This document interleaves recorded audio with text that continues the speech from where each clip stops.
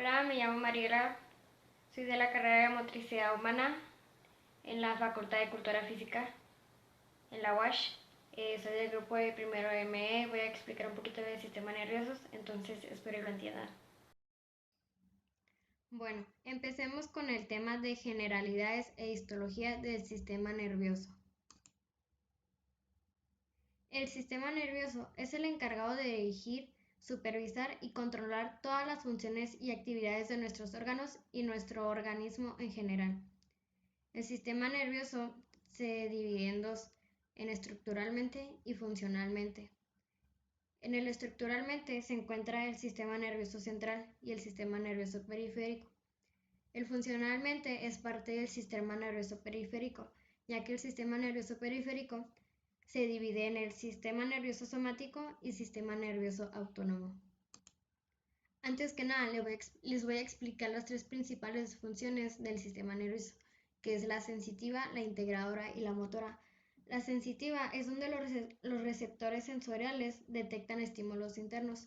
La integradora es donde el sistema nervioso integra la información sensorial para analizarla. Y la motora es donde obtenemos la reacción de los estímulos. Aquí, por ejemplo, es cuando nos quemamos al momento de tocar el sartén. Se produce un estímulo y es donde se produce la reacción para que quitemos el dedo. Sistema nervioso central. Está constituido por el encéfalo y la médula espinal. Es la encargada de recibir y procesar las sensaciones recogidas por los diferentes sentidos y de transmitir las órdenes de respuesta de forma precisa a los distintos efectores. El sistema nervioso periférico consiste en recibir los estímulos que le llegan tanto del medio externo como del medio interno del organismo, organizar esta información y hacer que se produzca la respuesta adecuada. El sistema nervioso periférico está formado por todos los nervios que recorren el cuerpo y se dividen en sistema nervioso somático y sistema nervioso autónomo. El sistema nervioso somático se encarga de recoger y transmitir la información detectada por los sentidos y está conformado por nervios craneales y nervios espinales. Los nervios espinales son los que envían información sensorial del tronco y las extremidades hacia el sistema nervioso central a través de la médula espinal. Y los nervios craneales son los que envían información sensorial procedente del cuello y la cabeza hacia el sistema nervioso central. El sistema nervioso autónomo controla las acciones involuntarias a diferencia del sistema nervioso somático. Recibe la información de las vísceras y del medio interno para actuar sobre sus músculos, glándulas y vasos sanguíneos. Este sistema se divide en dos ramas, en el sistema nervioso simpático y el sistema nervioso parasimpático. El sistema nervioso simpático es el que prepara al cuerpo para reaccionar ante una situación de estrés o una situación de peligro. Una de las principales funciones del sistema nervioso parasimpático es la de provocar o mantener un estado corporal de descanso o relajación tras un esfuerzo. Aquí puede ser como cuando, por ejemplo, en el sistema nervioso simpático es donde estamos muy nerviosos. Entonces llega el sistema nervioso parasimpático, que es donde nos empieza a relajar el cuerpo. Otra de las funciones del sistema nervioso parasimpático es que participa en la regulación del aparato cardiovascular y en el digestivo. La sinapsis es la comunicación entre dos o más neuronas, con el fin de transmitir masivamente un impulso nervioso destinado a coordinar una función del organismo. Se han descrito que existen dos tipos de sinapsis que se clasifican de la siguiente manera. Está la sinapsis química. Este se llama de esta forma debido a que el impulso nervioso está siendo enviado por medio de sustancias conocidas con el nombre de neurotransmisores. Este tipo de sinapsis se da entre neuronas cuyas membranas plasmáticas son muy gruesas y se encuentran ubicados en un espacio interneuronal de 20 a 30 centímetros. Y por otra parte se encuentra la sinapsis eléctrica. La principal diferencia es que no existe interacción de neurotransmisores y el espacio interneuronal es mínimo. lo que traduce a una unión cercana entre membranas de las neuronas pre- y postsinápticas, permitiéndose una transmisión libre de iones e impulsos eléctricos entre célula y célula. La neuroglía se caracteriza por ayudar a las neuronas y darle soporte. La neuroglía se divide en el sistema nervioso craneal y sistema nervioso periférico. En el sistema nervioso craneal se dividen en cuatro, que es el astruato, el oligodendrocitos, la microglía y las células ependimarias. El astruato es el que da soporte. El oligodendrocitos cubre de mielina la neurona. La microglía protege la neurona a través de la fagocitosis. Y las células ependimarias se encarga de vigilar el proceso de circulación del líquido cefalorraquídeo. En el sistema nervioso periférico se encuentran las células de satélite y células de Schwann. En las células de satélite dan soporte y estructura. También se encarga de regular intercambio de líquidos. Y las células de Schwann se encarga de la mielinización y se encarga de generar vaina de mielina en los axones. Ahora les voy a hablar sobre la anatomía de la médula espinal y los nervios espinales. La médula espinal se divide en 31 segmentos, 8 cervicales, 12 torácicos, 5 lumbares, 5 sacros y un coccígeo. Los nervios salen de la médula espinal a lo largo de toda su longitud. La médula espinal es una masa cilíndrica de tejido nervioso que se extiende en dirección caudal a partir del bulbo raquídeo. La médula espinal sirve para 4 funciones principales: conducción, integración neural, locomoción y reflejos. Aquí tenemos la estructura de la médula espinal. La sustancia gris. En esta zona es donde se acumulan los cuerpos de las neuronas. Es el centro de procesamiento de información. Sustancia blanca se encarga de enviar la información. El asta posterior se encarga de integrar información sensitiva. El cordón posterior propaga información sensitiva.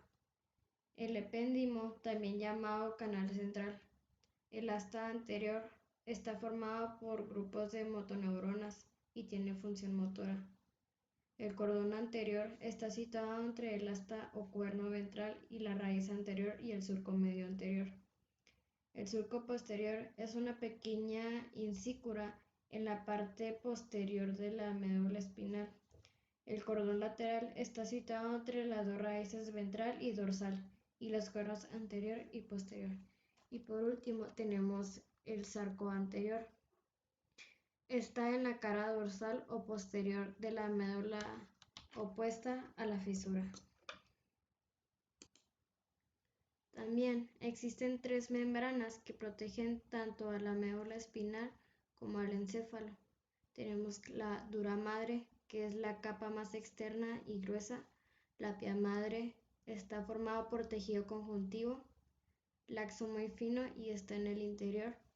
Y el aracnoide es una capa fibrosa y se encuentra en la parte intermedia entre la pia madre y la dura madre. Ahora les voy a hablar sobre la organización del encéfalo. Está formado por cerebro, cerebelo y el bulbo raquídeo. El tronco encefálico es una de las regiones más importantes del cerebro humano y una de las regiones más vitales para la supervivencia de nuestro cuerpo. Forma la conexión entre el cerebro y la médula espinal, mantiene control vital de corazón y pulmones, y también coordina muchos reflejos importantes.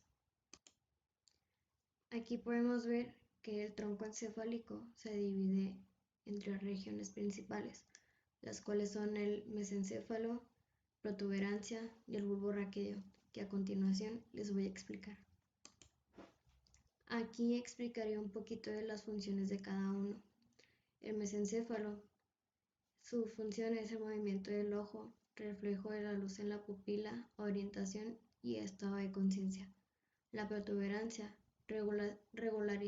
regulación motora información sensitiva de la cara, control facial, masticación, movimiento lateral del ojo y parpadeo, y el bulbo, control del ojo, movimiento de la cabeza, capacidad de tragar, latido de corazón, respiración y actividad de las vísceras.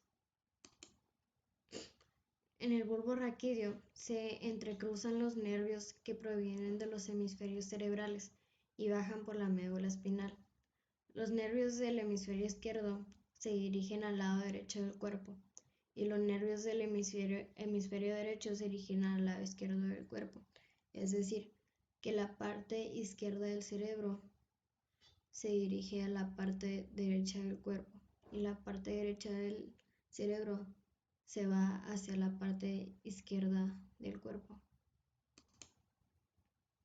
El bulbo raquídeo contiene núcleos asociados con los siguientes nervios craneales: el vestibulococlear, el glosofaringeo, vago, accesorio y el hipogloso. El vestibulococlear está en el interior del oído y se encarga del equilibrio. El glosofaringeo se encarga principalmente del gusto. El vago es una de sus principales funciones es la frecuencia cardíaca. El accesorio se encarga principalmente de que nosotros podamos tragar, y el hipogloso es el nervio que se encarga de los movimientos de la lengua.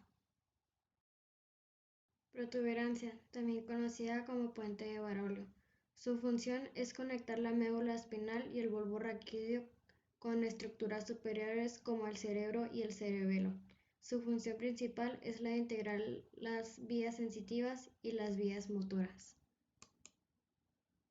El mesencéfalo posee centros reflejos para el movimiento de los ojos, la cabeza y el cuello, en respuesta a estímulos visuales, y para los movimientos de la cabeza en respuesta a los estímulos auditivos.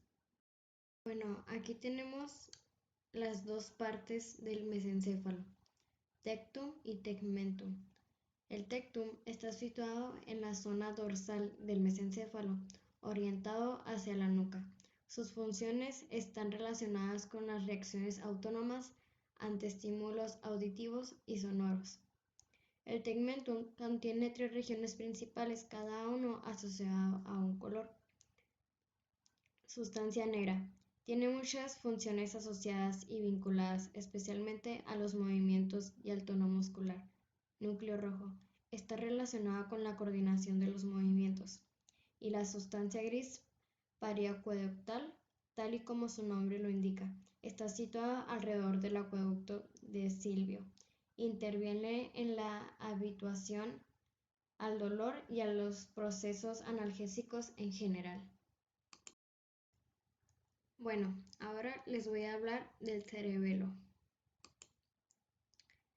El cerebelo procesa información proveniente de otras áreas del cerebro, de la médula espinal y de los receptores sensoriales, con el fin de indicar el tiempo exacto para realizar movimientos coordinados y suaves del sistema muscular esquelético.